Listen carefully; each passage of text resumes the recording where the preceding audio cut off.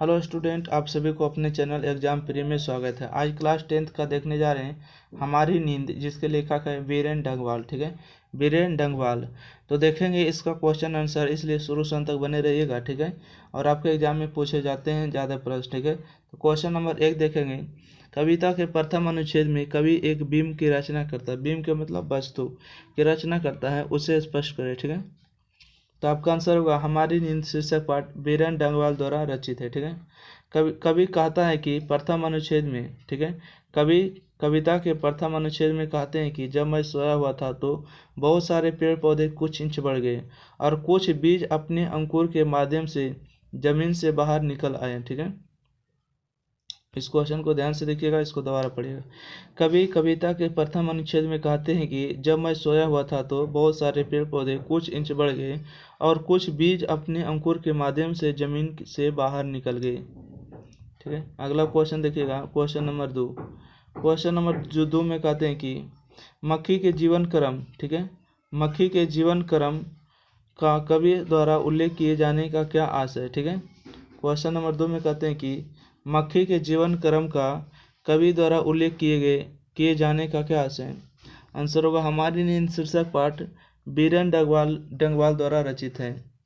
कवि मक्खी के जीवन क्रम का उल्लेख करते हुए कहते हैं कि बहुत सारे पेड़ पौधे जन्म लिए, लेकिन किसी न किसी तरह कुछ समाप्त हो गए, लेकिन कुछ जीवित रह गए। यही जो है, यही क्रम मक्खी का जीवन क्रम होता है। यही जो है मक्खी का जीवन क्रम है। यही क्या है, मक्खी का जीवन क्रम है। अगला क्वेश्चन है, क्वेश्चन नंबर 3 में कहते हैं कि कवि गरीब वस्तुओं का क्यों उल्लेख करता है। ठीक है, कवि गरीब वस्तुओं का क्यों उल्लेख करता है। तो आंसर होगा हमारे नींद शीर्षक पाठ वीरेन डंगवाल द्वारा रचित है। कवि गरीब वस्तुओं का उल्लेख करते हुए कहते हैं कि अब ग्रामीण परिवेश वाले भी अब गरीब नहीं रहे, क्योंकि अब वे लोग भी किसी भी पूजा में लाउड स्पीकर का प्रयोग कर रहे हैं। ठीक है, क्वेश्चन नंबर 4 देखिएगा। क्वेश्चन नंबर 4 में कहते हैं कि कवि किन अत्याचारियों का और क्यों जिक्र करता है। ठीक है, कवि किन अत्याचारियों का और क्यों जिक्र करता है। तो आंसर होगा हमारे नींद शीर्षक पाठ वीरेन डंगवाल द्वारा रचित है।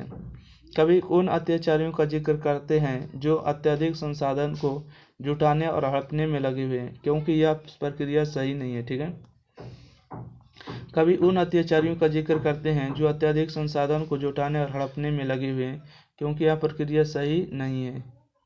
क्वेश्चन नंबर 5 देखिएगा। क्वेश्चन नंबर 5 में कहते हैं कि इनकार करना ना भूलने वाले कौन है, कवि का भाव स्पष्ट करें। ठीक है, इनकार करना ना भूलने वाले कौन है, कवि का भाव स्पष्ट करें। तो आंसर होगा हमारे नींद शीर्षक पाठ वीरेन डंगवाल द्वारा रचित है। प्राचीन काल के लोग आज भी पुराने वस्तुओं का इनकार या बहिष्कार नहीं करते। ठीक है, इनकार या बहिष्कार नहीं करते। क्वेश्चन नंबर 6 में कहते हैं कि कविता के शीर्षक की सार्थकता पर विचार करें। ठीक है, कविता की शीर्षक की सार्थकता पर विचार कीजिए। तो आंसर होगा हमारी नींद शीर्षक पाठ वीरेन डंगवाल द्वारा रचित है। इस कविता में पेड़ पौधे के बढ़ने तथा विनाश होने से संबंधित क्षण भर की घटनाएं हैं, इसलिए इस कविता का शीर्षक हमारी नींद रखा गया है, जो ठीक है। ठीक है, तो आपका जो हमारी नींद शीर्षक पाठ जो था समाप्त हुआ।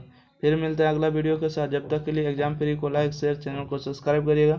आपको इसी तरह के वीडियो देखने के लिए एग्जाम प्री के सदस्य को जरूर सब्सक्राइब करना चाहिए, शेयर भी करना चाहिए। ठीक है, आपको अधिक से अधिक वीडियो देखना है तो एग्जाम प्री के आप प्लेलिस्ट पर जाइए, सर्च करिएगा तो आपको मिल जाएगा। ठीक है, थैंक यू फॉर वॉचिंग।